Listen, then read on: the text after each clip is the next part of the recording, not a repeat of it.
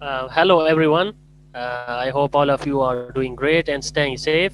I am Hassan from Pakistan, and I have completed geology from the University of Peshawar. I will be your moderator for this session. Today is the last lecture on practical applications of digitalization in oil and gas industry, and our speaker is Engineer Marwa Hassan, as you know. Engineer Marwa Hassan is the Global Production Technical Marketing Manager for Schlumberger Digital and Integration Segment, based in Houston, USA, and holds MSc in Nuclear Engineering. Engineer Marwa Hassan is expert in defining, delivering, and communicating digital solutions around production data acquisition, surveillance, analysis, and optimization. Engineer Marwa has also worked in Middle East and Europe in digital oil field and integrated operation implementation, ranging from routine tasks to complex production optimization solutions. Involvement of Engineer Marwa Hassan are commendable. Engineer Marwa Hassan spent 3 years as nuclear engineer in Egypt, second research reactor, and also as lecturer in Alexandria University. Engineer Marwa has delivered over 200 courses globally. Uh, Her recent publication on digitalization has earned operational excellence from Japan Association of Petroleum Technology.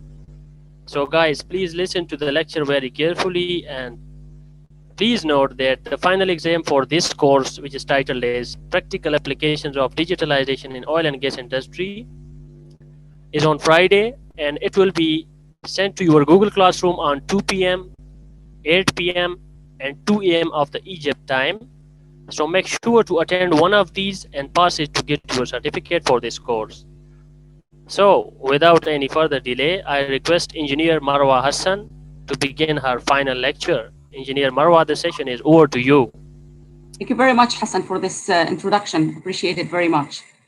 Hello, everyone. I'm very pleased to be with you again, and I'm very bit sad that this is our last session talking about this digitalization. So I'd like to take this last session to give you a bit of a tour explaining how you can use this digitalization in some of production operation and optimization workflows. So in this session, we will take some time to give examples of your requirement for digitalization.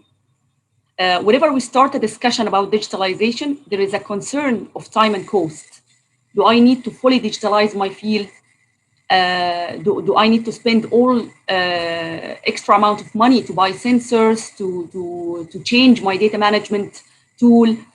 And usually the answer for this question is very simple. In order to answer this question, I want you all to look into your personal life. Do you have everything digitalized in your life, and do you need to do that? For example, in one of my jobs, I was required to drive daily 4 hours on highways. So I got myself a car with an autopilot functionality to ease the journey. Would I do that if my drive is 15 minutes in traffic? The answer is no. At your home, you live alone and you order all your food from outside. Do you need to buy an integrated kitchen with high-tech functionalities? The answer is probably not. But just make sure that you have a very good high entertainment facility if you live alone. So the same thing goes for your operation.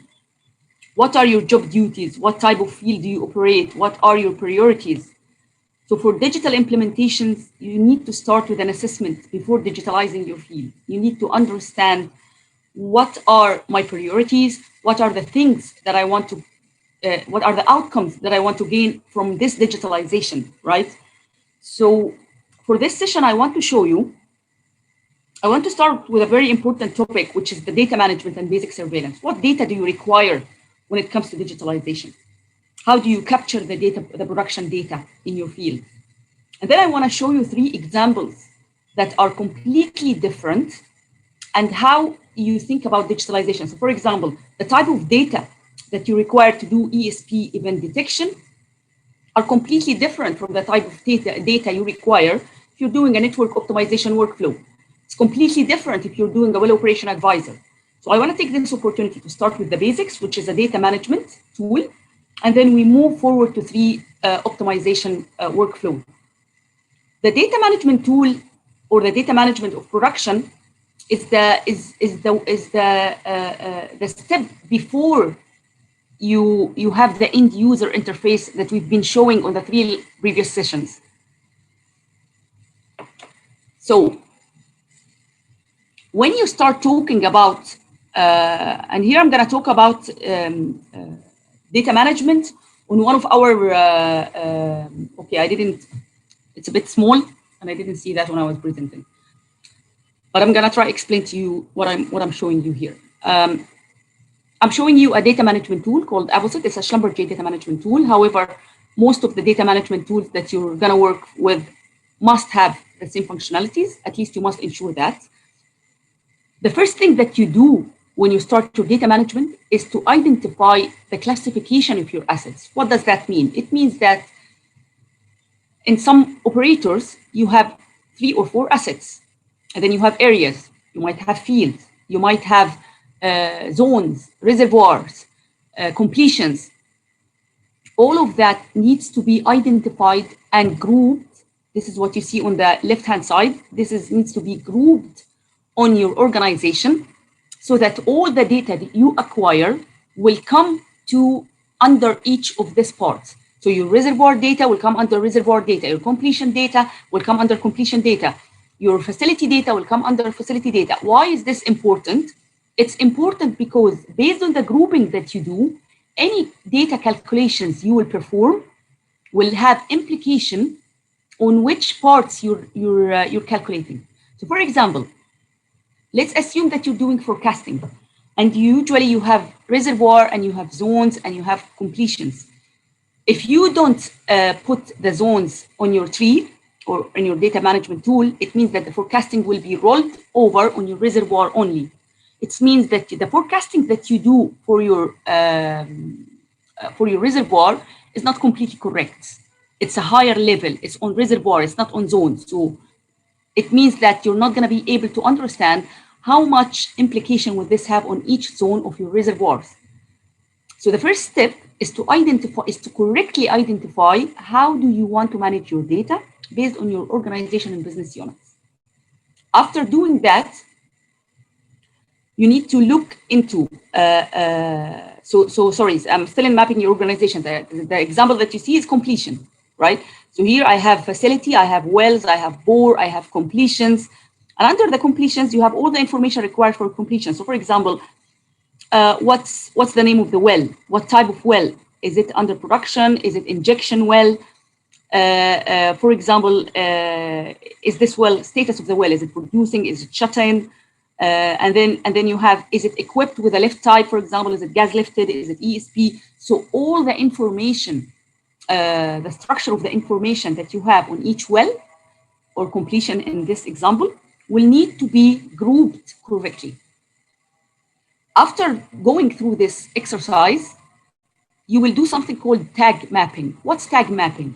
It means that how do you view the data? How do you make sure that the data that comes from your SCADA or that comes manually or that comes from a historian is actually correctly allocated to the right branch?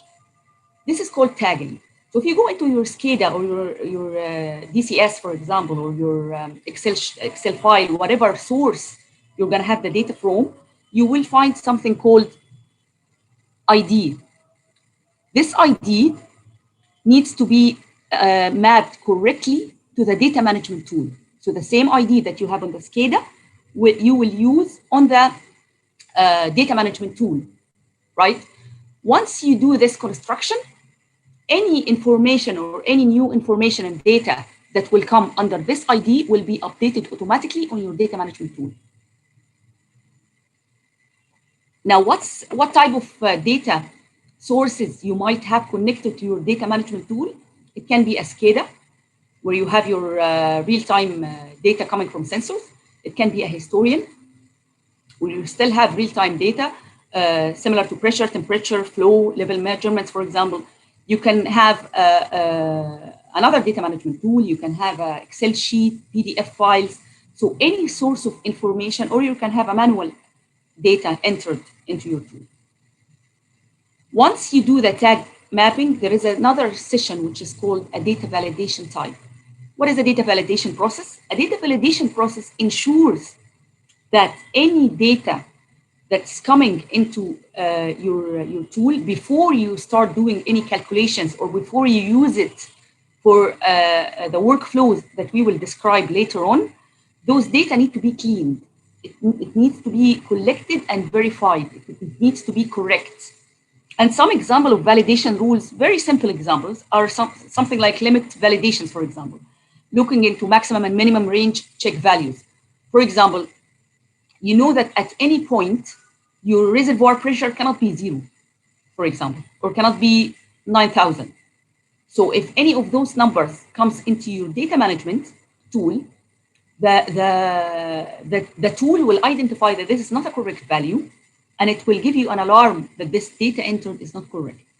It's then the data management person job to correct this information or to verify if the sensors, for example, are not working or if there's an issue with collecting the data. Another example is event validations. For example, you have an event similar to you're going to do a workover, for example, right?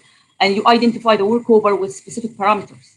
If those parameters are not entered correctly, or sorry, if those parameters are entered, it means that you have a specific event happening on each well, and so on. In some tools, you have those data validation rules entered already, and in some cases, you need to identify those rules based on your experience. Once you validate that, once you have those rules in place, I'm giving you an example here that the tubing pressure, you enter that it cannot be above 1,800 psi. So in that case, if you enter any value above 1,800 psi, it's going to give you an alarm. It's going to give you an error, and it's going to ask you to recheck the value that you've entered. So this is what we call data validation, making sure that whatever data you're giving to your system to use in a calculation or to use in a process will be validated and entered correct. This is a data viewer. So this is a data viewer of the data management. This is a step before digitalization, right? The first early step of digitalization. And in that case, once you enter the data, your tag is correct, your organization is correct, you're able to view the data in a very simple way. So basically, you're able to see the tree, the organization tree. So you collect, you want to see the well test data, you want to see the pressure survey, you want to be able to see the equipments, you want to be able to see the measurements data. All of them are available for you.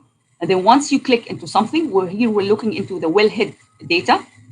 You're able to see, first of all, what type of, with the name of the well, the type of the system that you have.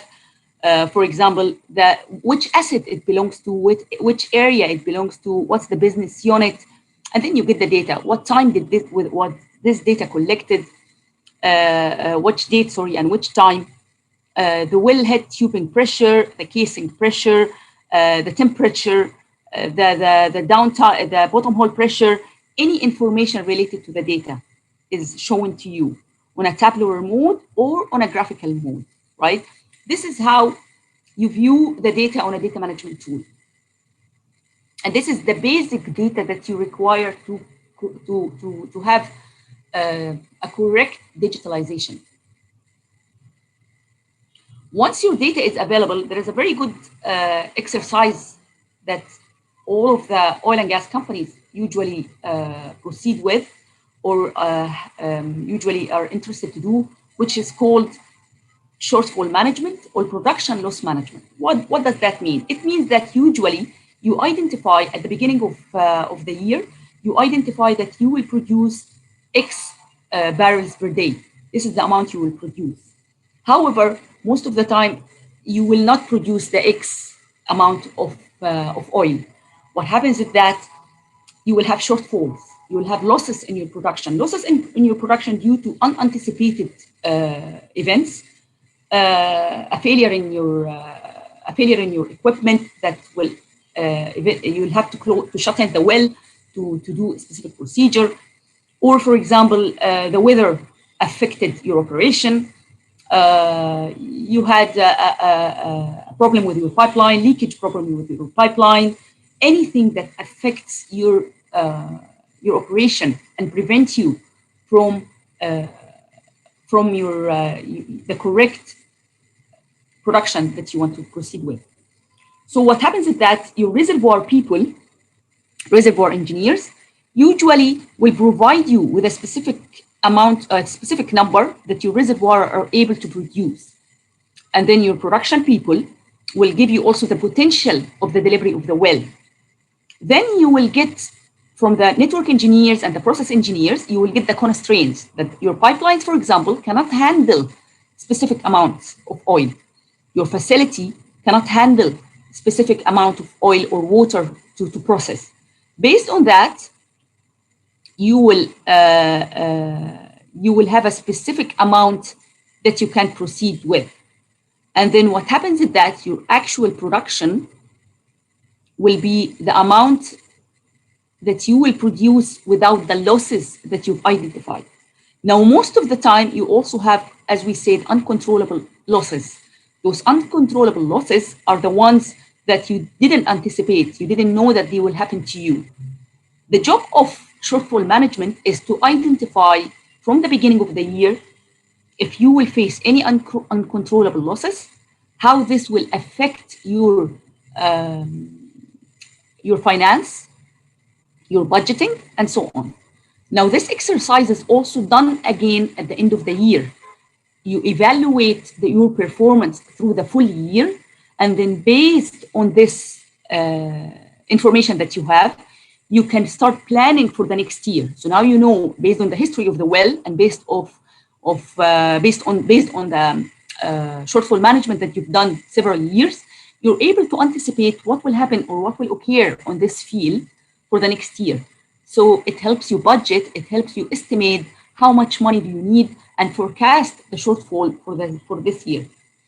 It's very important for all the production engineers, for all the asset management to provide a correct number on how much they will produce for management, because based on that, all the calculations of the year is provided and there is an accountability on the number that you give.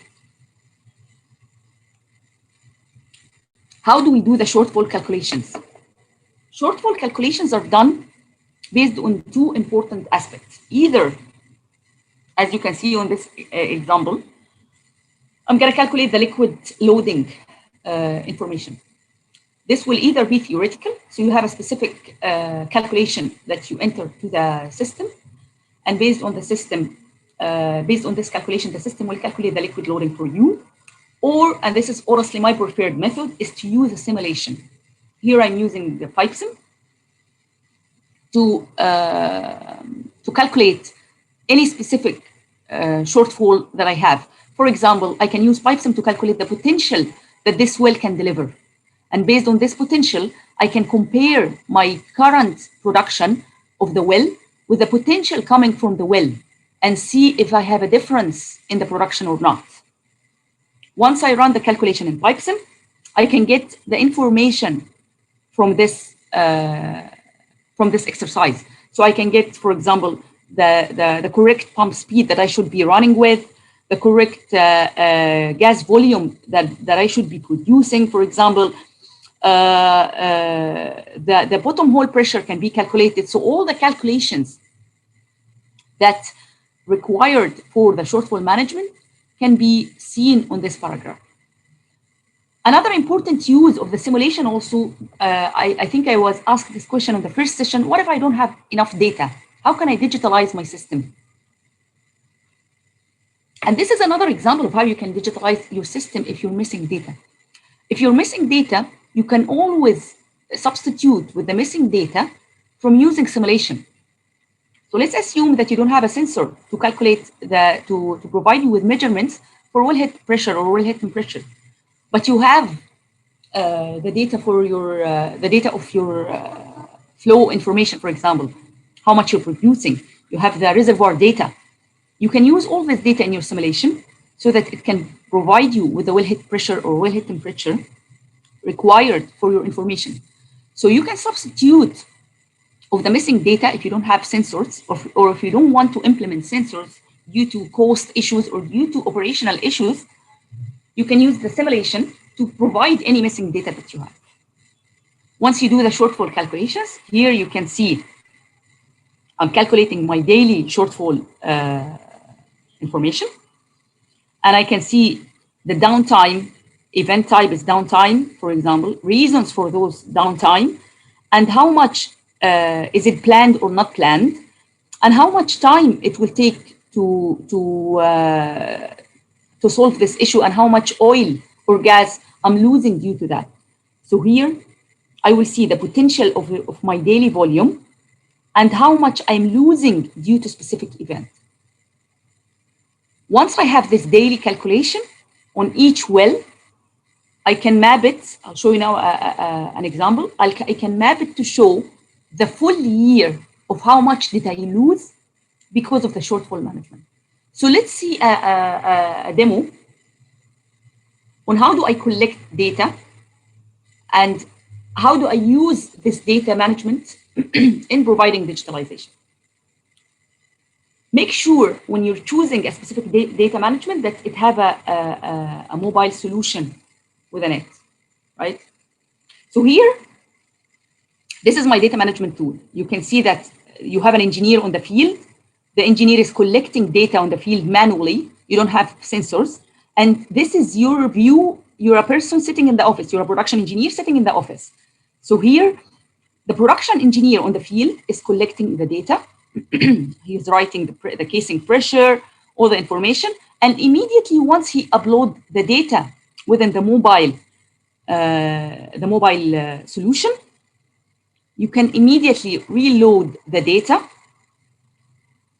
and it will immediately be shown to you within your desktop solution, right? So you're able to get the information, even if you don't have sensor, even if you cannot digitalize everything. See, here I'm deleting, you can see that everything is being done remotely, right? So even if you don't have sensors, even if you're unable to have digitalization, you're able to view the data immediately once it's uploaded with a mobile.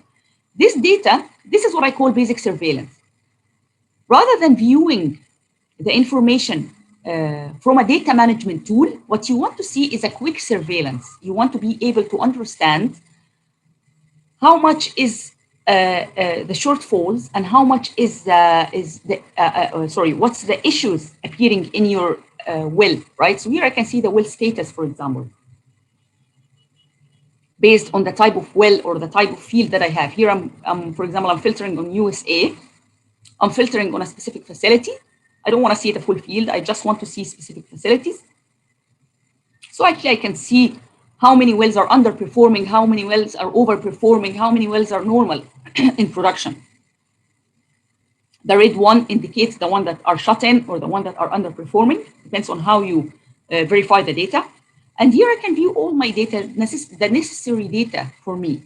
The daily production, daily oil production, daily gas production, the production performance that I have, what type of my target oil, my target gas, how much I'm losing, or if I'm exceeding actually production and I don't need to exceed production, I can choke back the wells to not consume or not to overproduce than what's necessary for me, right?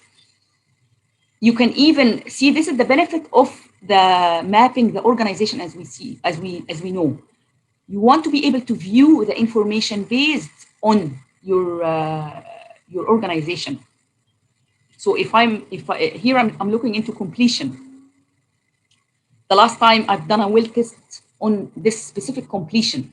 So what if you don't look into completions, for example, and you look into zones? In that case, or well bore, your data will be organized on this way, right? Here I'm looking into the shortfall distribution. So see, after we've done the calculations on daily basis, you can see that those are the planned events for you. Those are the reasons why you're losing production based on the target that you have.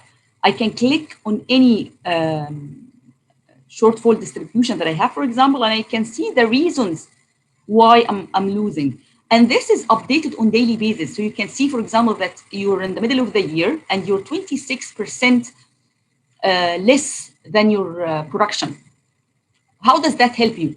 It helps you to quickly anticipate the issue that you're facing and quickly go back into production to substitute the losses that you're already facing. One of the most important things when we talk about data management or when we talk about basic surveillance is tracking. Tracking when was the last time you do a well test, for example. Tracking when was the last time you do a workover.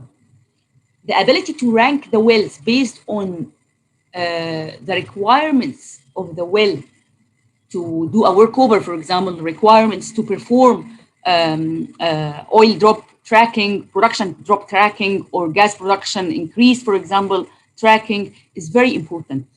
Again, because you don't want to look into 500 wells, you want the system to rank for you how you look into what's priority for you and what's important for you, right?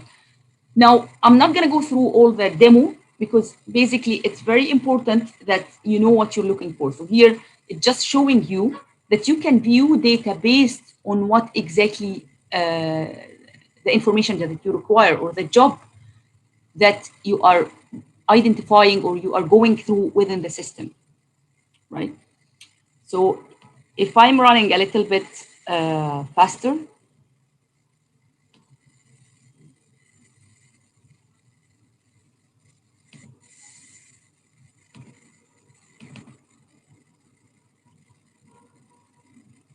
I can view, for example, if see here, I'm performing a nodal analysis, my operation point is not correct. I need to go back into the correct operating point within the nodal analysis, right? This is part of diagnostic process that you see. I can view the heterogeneity index. We spoke about heterogeneity index last time to see which wells are high oil producer, but at the same time, they are producing high water for me. So I can do a specific diagnostic for them to understand if I can cut my losses, reduce the amount of water I'm producing. Here I'm viewing the data based on completions, right? And I'm trying here to see the ESP performance of this well to see if I have any errors or any failures within my ESP. This is basic surveillance. Why is it called basic surveillance? Because as you can see, you as an engineer is the one who have to go through the data and the information provided from the system and be able to identify the actions required to be done. So here, you're not being provided with an insight, you're not being provided with an action, specific action, you're being provided with an information, basic information about the performance of the well, the performance of the equipment, the performance of the completion that you have. And based on the information, you have to have a very strong knowledge to be able to analyze the data. Here I'm looking into the rod pump analysis, diagnostic, and see the performance of the rod pump. So our companies that ask us for basic surveillance are usually companies that have experts in the field. So experts can utilize their knowledge to understand. Also, in another case, people who use basic surveillance are surveillance engineers. For example, if you're working with an operator, and you have a company like Schlumberger or Baker Hughes or Halliburton, they are looking into your ESP information. Those engineers have a surveillance room. In the surveillance room, they view the data as you can see and the diagnostic. What I'm seeing here is a collaborative mood between engineers. So here, I've looked into that. The last test was not due date. So I'm sending to the data management engineer on the opposite part, asking him to update the well test data, right? And I can put any request date. I can see, okay, here I'm looking into, for example, setting changes, and I'm telling them that increase the choke settings, for example, right? So you can send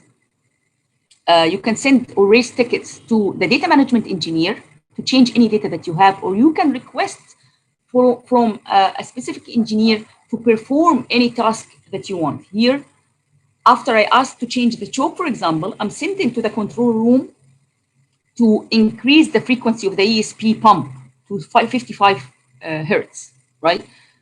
So not only you're doing a basic surveillance, but you're also collaborating with the team on performing diagnostic and on changing some of the parameters that will affect your team, that affect your performance of your well. However, as I said before, it requires an expert engineers, so not a junior engineer, to perform this diagnostic. The expert engineer is opening a project, for example, here in OFM, they are diagnosing based on their knowledge of specific wells and specific events. They are looking into the cumulative oil and water, looking into water oil rate, GOR, to be able to diagnose what's the issue that they've seen previously, for example, or perform forecasting or perform any specific workflow that they want to perform.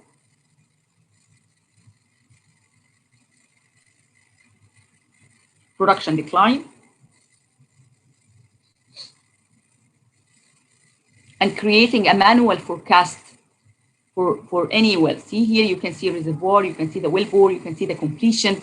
So it's up to you to really identify how you want to see your data.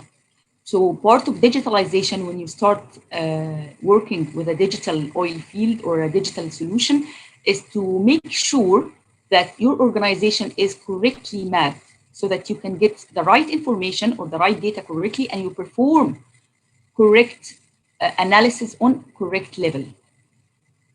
Many times when we start working with engineers, one of the issues that we face is, or to have a correct data, is how do we map the data to their event, right? Okay, now let me skip. I don't want to spend so much time looking into this. I want to show you another example. This is a workflow. This is a workflow that basically shows you how engineers on a digital project work together. So what we will see here is an engineer that gets a request that there is a high water or high water increase on a specific completion, and how do they act on it? So here you have a basic surveillance. You're looking into the separator, and your separator shows you that your water is acting normal. There is no issues. Actually, you have a drop in the water here, right? But suddenly you received from your SCADA system that your separator have a high water cut detected, right? So you flag, it's flagging that, as you can see, that you have an increase on the water production. What you can do about it? You don't know anything about it, right? You just received the alarm. So here, what you can do is that you can request support, and you send all the data to the production management system. Why? Because the first thing that you want to do is to make sure that the data entered is correct, right? That the issue that you're facing is really a correct issue. It's not something due to data.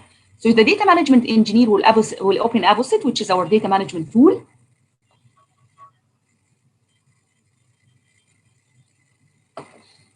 And make sure that it's correct. Now, another engineer will open OFM, will look into the water flood. This is a water flood project. So they will look into the pattern analysis, and they will see which well is responsible for this water increase. In that case, this is the well, and I'm looking into executing procedure.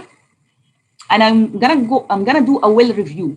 In the well review process, you're able to see your reservoir data, you're able to see your production data, the history of the well. So you're able to identify the reason behind why your water is increasing. Based on that, I'm here able to identify the issue and ask the control room to choke back the well in order to avoid any water coning. I send a request to the operator. Request can be sent via emails, via SMSs, via whatever tool you choose, and the control room, without going to the field, is able to alert or alter the choke sites that I have, and immediately this is changed within the well, and you can see that the water starts to drop. Why am I showing you? I know this is a bit sophisticated, and I know all of you haven't started working yet with your engineering knowledge. But what am I trying to show you here? I'm trying to show you that things can be done remotely without the need for engineers to go into the field and do specific processes. Why it's important to do things remotely? Very simply, is what we're facing right now in the current situation of COVID. In the current situation of COVID, we don't want people to be exposed to a lot of traveling. We don't want people to be exposed to working with each other a lot. So we need a tool that will allow us to, all of us, to work together without the need to, as I said, to do things in human based. So the example that I was showing you here is an example that immediately we detected that there is a high water cut or there is a water increasing.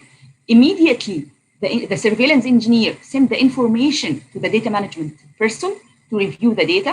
Immediately, the data management person reviewed the data and made sure that it's correct and sent back a ticket to the surveillance engineer saying that everything is correct.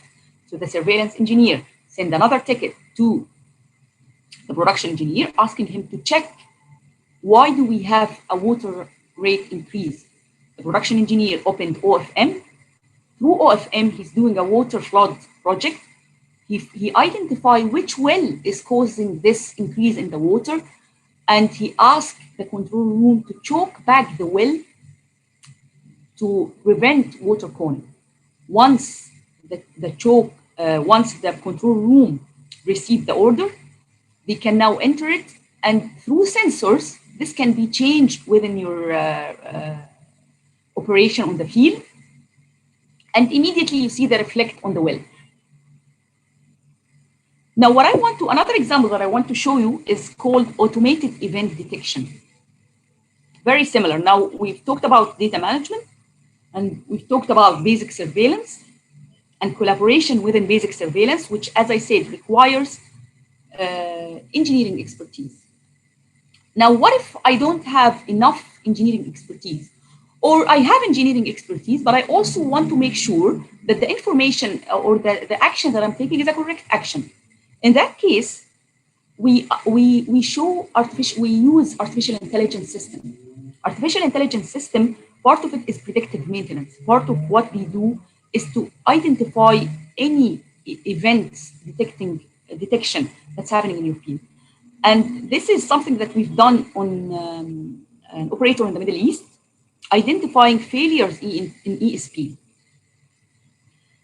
When you're looking into equipment protection, there are three things that you want to look at: detecting severe events, providing intervention, whether it's manual or automated intervention, similar to what we've seen on the previous example. We've altered the choke. Automatically, we altered the choke without the need to manually do that. However, if you don't have sensors or if you don't have the ability to do that automatically, you will need to send someone to the operating room or the operating field to choke back the wells manually. And then do failure prediction based on the operating history that you have. What are the reasons behind ESP events? Why do we have failure when it comes to ESP?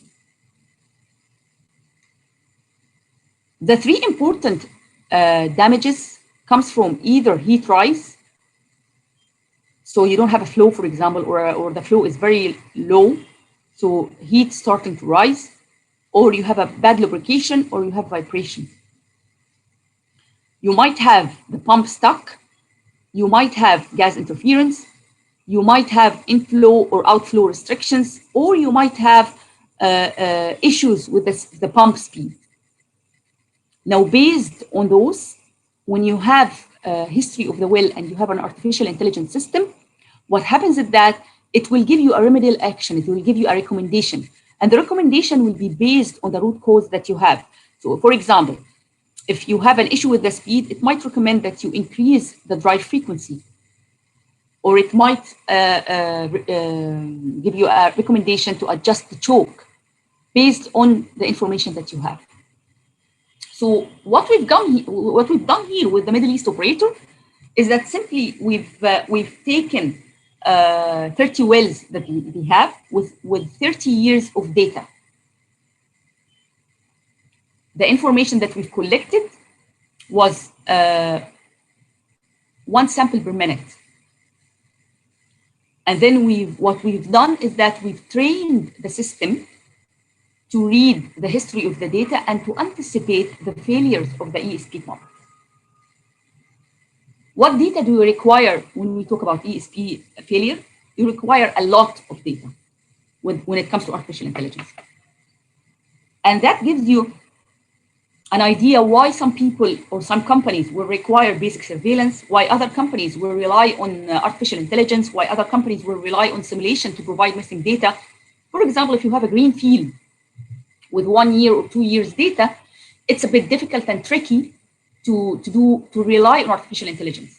You can start using artificial intelligence to train the field that you have, so that after 5 or 6 years, you're able to have a correct prediction, but you will have to rely on experts giving you information. What type of data do you require? You require some dynamic data like ESP data. What is your discharge pressure, the suction pressure, the discharge temperature? You require motor current, leakage current, speed.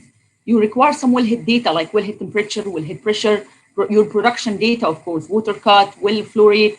You require static data, such as completion data, ESP pump design information, your reservoir fluid properties, and you will require historical data. And in our case, we've used 30 years of history data. All the failures that this ESP pump have passed through, all the investigation reports, all the historical well events, interventions, scheduled events, unplanned events, all this information need to be fed to the artificial intelligence system. And then based on that, all this data, the artificial intelligence system, in our case is called AED, will do what we call self-learning. It will look into the history of the well, and it will start to learn through algorithm for each well, when does the failure happens and the reasons behind the failure, right? So it will look into identifying gas versus noise. It will identify operational changes. It will identify reservoir changes, sensor changes. And based on that, it will give you the threshold and event identification, the normal conditions. It will adapt to new conditions and so on. So the more information, the more data and history you feed to the system, the more actually you're able to train correctly your system. Now, what did we do to this operator? Remember, this is history. So remember, those are events that already happened to the well. So the well, here, as you can see, started with a problem, severe insufficient lift event detected. And then it started to look into temperature increasing. And then pump failed due to no flow. So those almost took 11 days to happen, right? And this is exactly what happened, what we need to know. So the AED, artificial intelligence algorithm, identified 11 days before the pump failure that it will fail. 11 days are more than enough for an operator to take action and change and intervene the pump failure. Pump, by the way, just to give you an estimate, the ESP pump change or failure can cost an operator up to $300,000 loss in production. So you're preventing. So imagine if you have, and this operator, for example, had around 500 ESP. So imagine how much amount of money the operator can save just by knowing 11 days before the event detection or the event occur, that there is an event that's happening 11 days after. Another example here. Pump failed due to electrical failure. However, this well had no data available at all. So the algorithm was able actually to detect 3 days before the event that there is a failure that will occur. So instead of you waiting until the pump failure, instead of the operator waiting until pump failure and investigating the reasons and going through all the procedure to change the pump, you're able to prevent this event 3 days before. Another example, this one, we had huge amount of data. So because we had huge amount of data, where we were able to perfectly train this machine to look into the reason. So we were able, the algorithm was able to identify 2 months before the failure that your ESP pump will fail.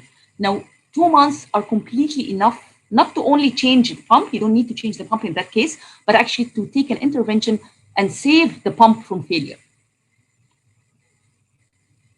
Another example, 12 days before the failure. So this is the importance of having artificial intelligence.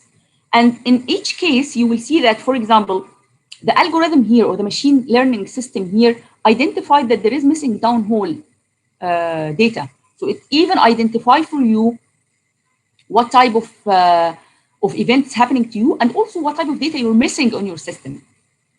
So this is a very important digitalization tool when you don't have enough experts or you don't have enough engineers that can perform this validation for you. Sorry. I'm gonna show you now an example of ESP event detection and how engineers collaborate to work together within this environment. So here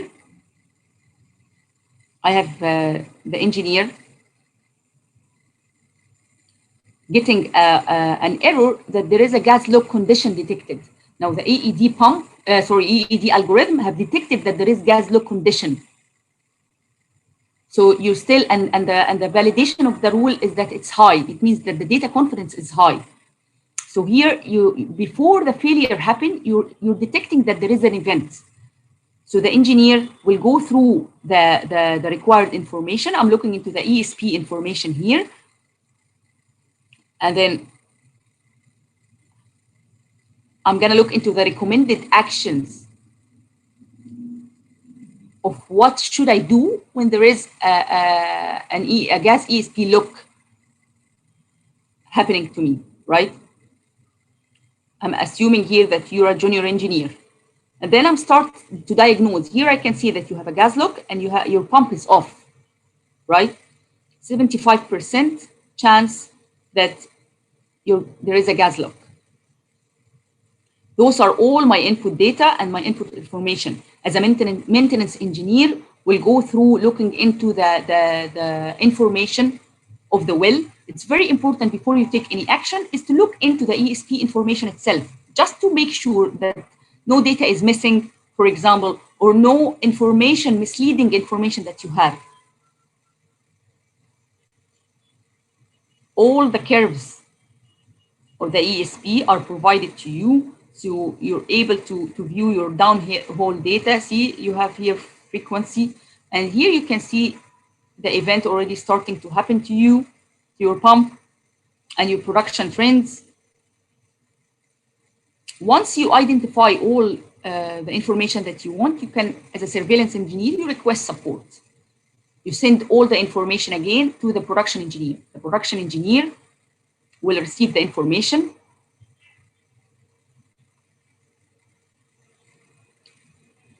And the production engineer will open the well model for you. And we'll start here. I'm starting to look into the frequency. Do I need to change the frequency of the ESP pump or not?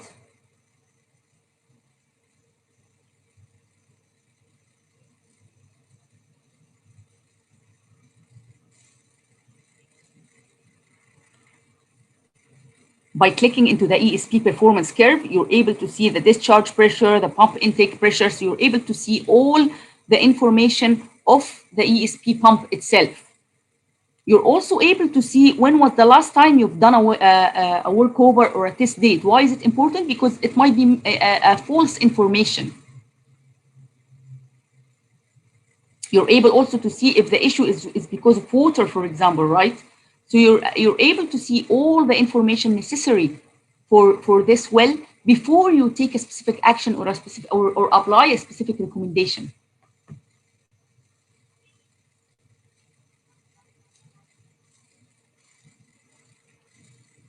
To the control room, I've asked them to reduce the frequency to 54 hertz.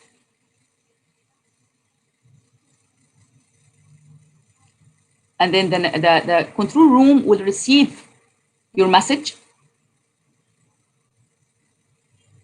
and they will change the frequency based on the information that the production engineer have provided to them. So the diagnostic have been done by the production engineer, and I'm able to change this. As you can see, resolve the gas lock. So the issue has been resolved for you. Is it that simple? It's not that simple, to be very honest with you. You can see here now that there is no gas lock issue. And it will never be simple. You've opened the choke.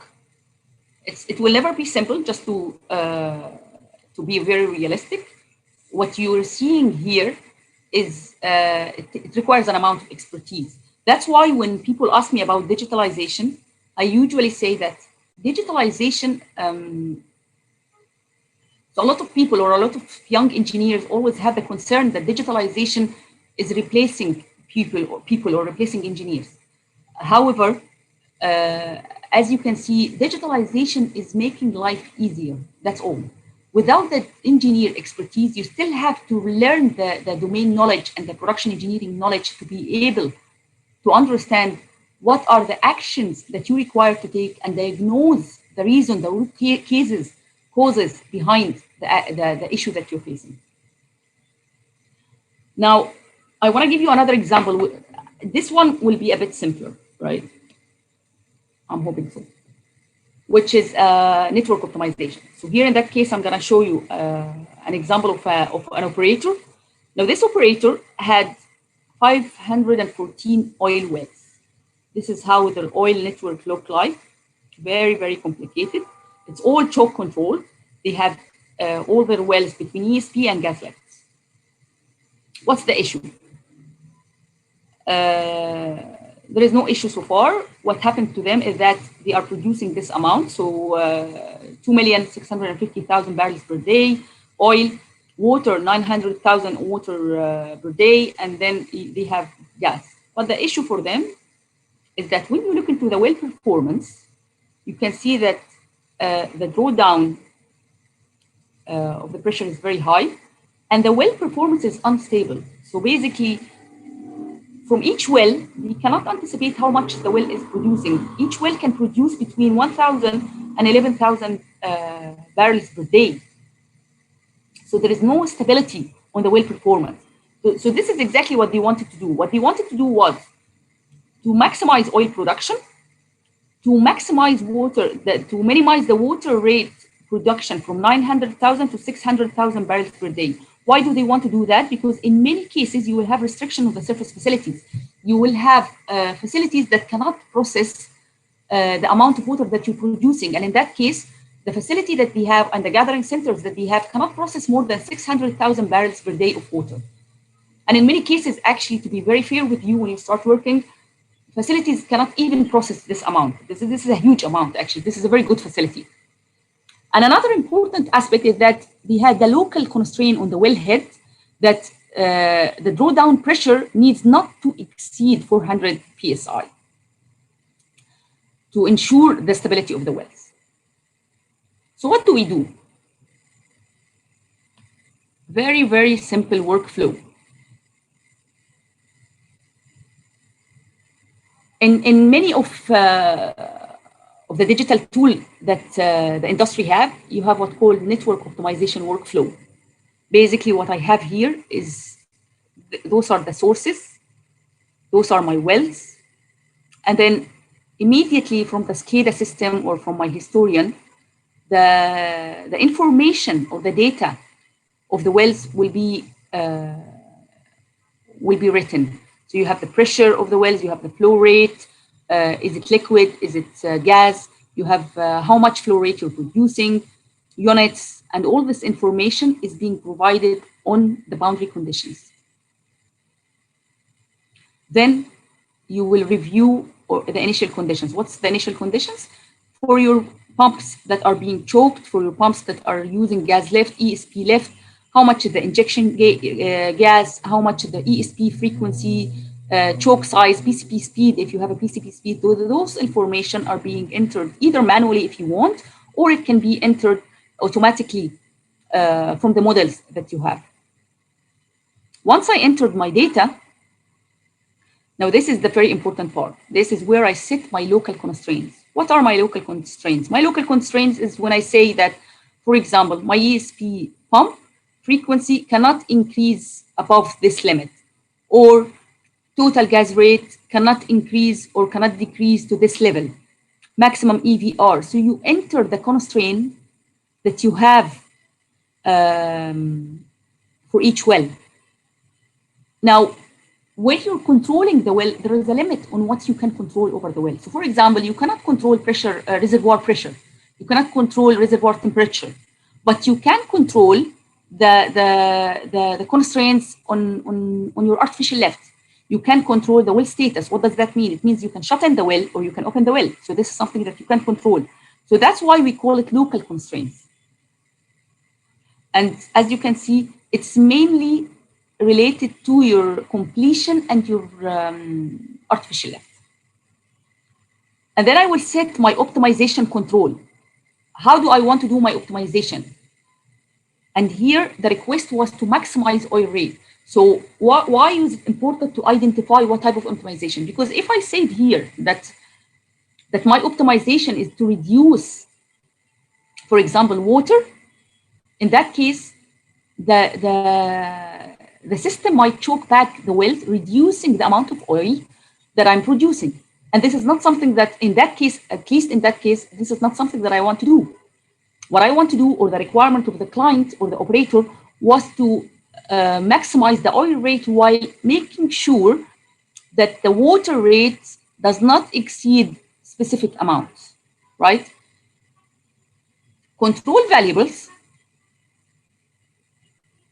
I can control over the artificial lifts methods that I have. And based on the contribution that I'm putting here, the system will calculate for me how much values should I have. It's not important to understand, so the optimization options are really related to the system itself, so that's not important at this stage.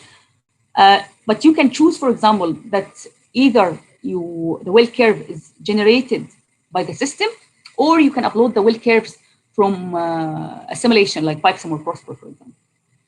And then I run. What happens when I run? When I run, the system gives me how much gas lift I should inject, for example. So here, for example, I'm looking into the gas lifted wells. So it's giving me how much gas lift I should inject so that I can maximize oil production, and I can make sure that the water is not increasing above 600,000 barrels per day as required.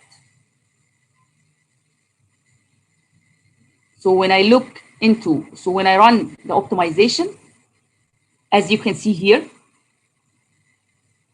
I can see that the drawdown did not exceed 400 PSI as requested by the operator. And the total water rate does not exceed 600,000 barrels per day. What did we change? We changed the choke size. This is what you will give to your operator in the field. So you will give the operator in the field that this is the choke sizes that they should use to identify, to make sure that they are not exceeding. And this is the amount of gas lift rate that they should inject to ensure that they are not exceeding this amount of water, and the drawdown is not exceeding 400 PSI.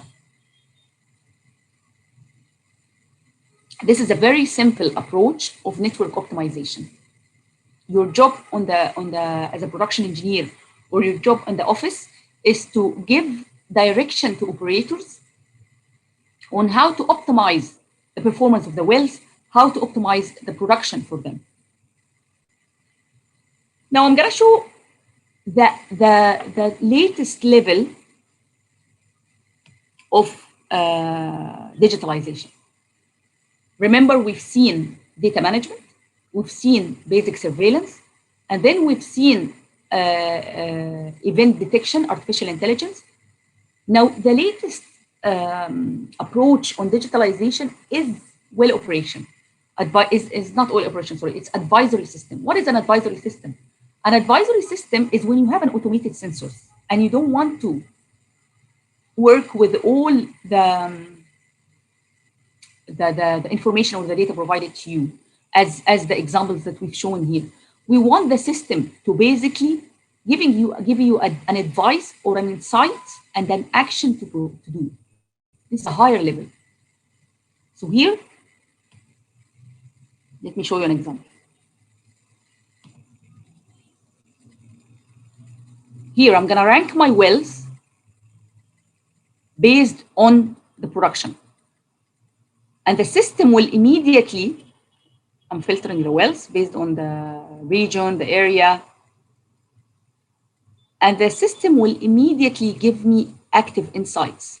What are the issues happening on my wells? Hydrate, wax, and so on. When I click into any insights, I can see the specific insight, and I can see the recommended action coming from the machine itself, that you need to inject chemical treatment. How much you need to inject, to be very honest, all of the industry is still working on providing numbers. However, this is still our job as engineers to provide. And then you simply ask the engineer to validate the action and see how much injection is required. Once you open a ticket, you can see the ticket open for you. And just a few seconds ago, you can see the status of the ticket and who's working on it. As simple as that. You can control what type of insights you want to see. You want to see gas lift performance, you want to see hydrate, you want to see sand production. There are more a million examples of insights. However, as you can see, those insights are being advised using either simulation or artificial intelligence systems. So it's not easy. So this is as simple as it can get, an advisory system that will not give you, remember the steps that we've done where you had to review the data, you have to make sure that the performance of the well is correct, you go and look into the ESP information and make sure that the information is correct, and then you look into the pump curves and all this information. The advisory system will take you to another level, to another direction. It will give you directly the insight and the action that you need to take, as simple as that. Now, in this presentation, I've given you examples of digitalization, right? How can you digitalize your system? From data management, and then basic surveillance, and then artificial intelligence, and then the top level, which is the advisory. So what I want to do at the end of this presentation, this is the final slide, is to show you, I'm a marketing manager, so I'm going to show you one of the marketing videos that we have on how the industry is simplifying digitalization by automating most of the workflows that's being done. Why do we automate things? Because when you look into what the system can do, it frees up your time as an engineer to do more important things. You don't want to spend your time between curves and between papers and documents looking into many things. You want to free your time really running simulation, looking into diagnostic, and so on. So it's a bit of a marketing slide, but I want you to very quickly, and this is for a tool called products. I want you to so here, the tool will give you quickly how much is the changes between your target and your actual production and your target. What's the deviation, right? How you're deviating. And then immediately the system will identify the wells that needs forecasting for you. So you don't need to go through all the wells to identify. And then you can auto forecast simply. You don't need to do a manual forecast. You can auto forecast all the wells for you. And then based on this, the automated forecast will flag deviation from new production data. So this is the new production data. And then not only that, but you can also, the system can compare for you different types of forecasting methods. You can, what happens here is that you can standardize your forecasting methodology. So not each reservoir engineer will use a specific method, for example. And then the system can rank the wells based on the deviation of potential performance that you have. Here I'm ESP left, for example, and it shows you how much is offset from the actual production. You can view where is the issues, and here I have the issue in the motor vibration. So this is the issue that I'm having. And then it can give you, as we said, an approach to either look into opportunity. I can, if I increase the gas injection, I can have, and then you can log into a simulation to choose the suggested optimization scenario for you. Now, this is the part where I want you to focus on as an engineer, is to validate the optimization scenarios. It can create a gas lift injection. Here I can see if I increase injection, I will increase production. If I reduce injection, I can still have the same production. We've seen this example previously, that it can automate your well intervention planning with machine learning algorithm and be able to understand which well will provide you with the high production and what type of procedure you need to do for the well. Those are all insights and recommendations that can be given for you as quickly as possible, so that as an engineer, you spend less time looking into data and you spend more time doing engineering. Many times I have engineers, don't worry about this part, it's a marketing part. But many engineers come to me and say, we spend so much time with data. We don't do engineering. We actually look into data. And this is the benefit of digitalization. All the data is being saved in a data ecosystem. All the data is being fed into the machine. The machine goes through the data, organize the data for you, look into insights, and you as an engineer spend more time doing engineering jobs instead of doing data management jobs. I hope I clarified enough on those 4 sessions, the benefit of digitalization. I am very, very happy to receive any questions that you have, even on later on. If you want to email me personally, or if you want to email Ahmed and ask for a different session or a clarification of anything, please do let us know. Really, thank you, Ahmed, very much for those 4 sessions. It's been a pleasure, and we are ready to have the Q&A. Thank you so much, Engineer Marwa Hassan, for the great lecture. Since we have no questions, I think the participants have learned everything very well. So I will just remind the participant that on Friday, in the Google Classroom, we will send the final exam at 3 timings, the 2 p.m., the 8 p.m., and the 2 a.m. of Egypt time. So make sure to attend one of them and pass it to get your certificate. At the end, Engineer Marwa Hassan, we highly appreciate your time and efforts that you given us for educating us on the applications of digitalization in oil and gas industry, and we expect to have some more from you in the near future. Until then, please take care and have a good evening. Thank you very much, Hassan, for your time. Thanks a lot. Have a great time.